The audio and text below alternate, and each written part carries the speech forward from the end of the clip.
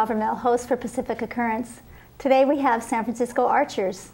I'd like to welcome our two guests, their director, on the board of directors, April Schneider. Welcome, April. Thank you. And Jack Rauch.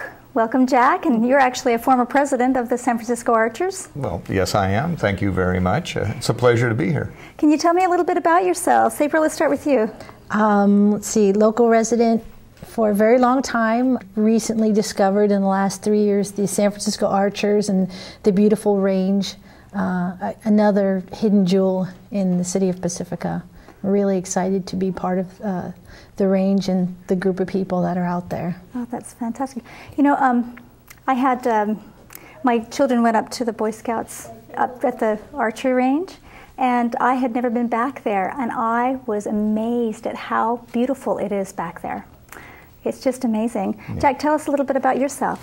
Well, I'm 66 years old. I'm a retired teacher in the South San Francisco Unified School District.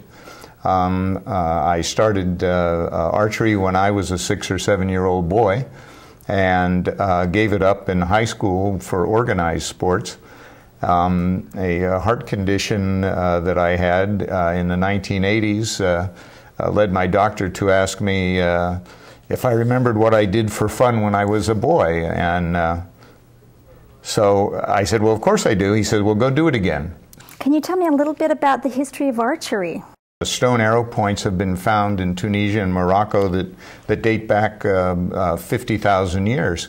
Since the bows and arrows were made out of wood, they have not survived, but that's quite amazing, 50,000 years.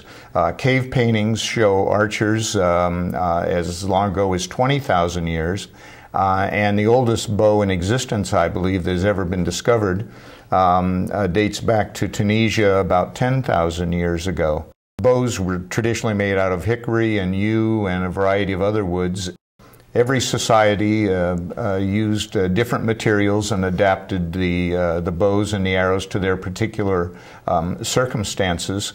The first bows were probably self bows made out of a single piece of wood, but later composite bows were developed, made from the horns of sheep, worked around wood and with a sinew backing on them.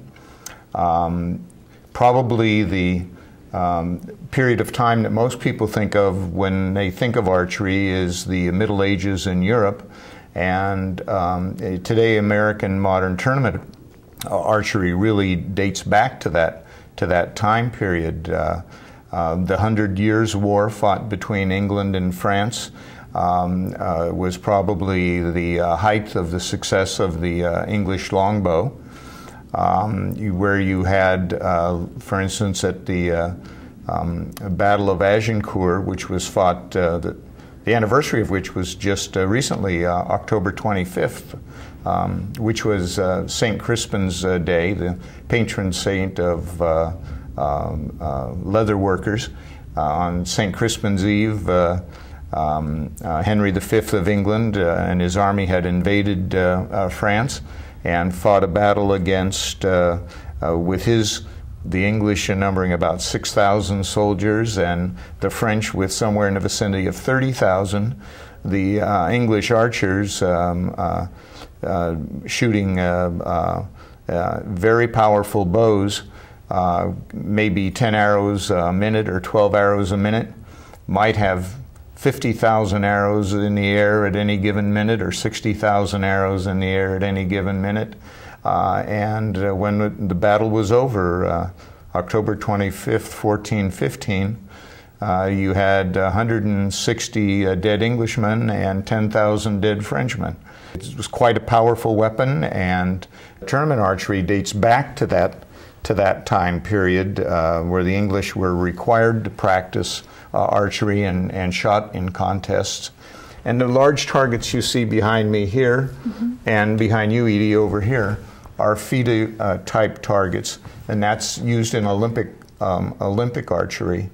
A variety of bows have been used over time, but the FIDE codified sort of the rules for archery. And while archery appeared in the Olympics in the early 1900s, it was dropped because there were no international rules for it. Every country interpreted archery differently, so there was no unanimity in anything that was done. Eventually, after 31, the FIDA brought that unanimity, and starting in 1972, then you got a real entry into Olympic archery, starting in 1972. Two basic types of archery today is the target archery represented by FIDA and the Olympic archery, and field archery, which we practice at San Francisco Archers, which is governed by the National Field Archery Association. The target archery and the field archery, you have both of those at San Francisco Archers? We have a field where you can shoot FIDA style if you would like to, but the majority of our range is devoted to field archery. To field archery. That means you walk around from target to target? That's right. Is that what that means? That's what it means, is that there are courses laid out where you can carry your equipment and hike from spot to spot, target to target in the field, uphill, downhill, and shoot at targets of marked and unmarked distances. Okay. Can you tell us a little bit about some of the bows? Technical stuff. We have a bunch of equipment here and some bows and Let's see here. Arrows even, it looks like. Let's see if we have.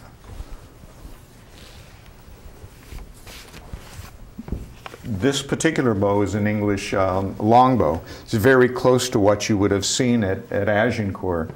It's about a 6-foot long bow, and the ones that have survived through history have very heavy weights, the English war bows. A bow like this, to draw it, to pull it back, hold it at an arm's distance and pull it back, the heavy war bows weighed, well, it would take 80 pounds to 180 pounds of strength to draw those bows back and to shoot an arrow. This is a self bow. This would be something like you might see from the earliest kind of archers. It's made out of yew. You can see the lighter colored sapwood here and the darker heartwood here. Yew is an amazing wood. The sapwood here has the ability to stretch, so when the arrow is drawn, the yew in the sapwood here will bend and recover very quickly, and the belly of the bow here is the heartwood, and it has, the cells have the ability to compress and spring back quickly. So there is some yew wood in England, but mostly the English traded with the Spanish and with the Italians to get their yew wood for their staves. This particular bow is called a longbow because the string touches the bow once at this spot and once at this end, but it does not touch the bow anywhere else. And there are bows that do that? There are other types of bows.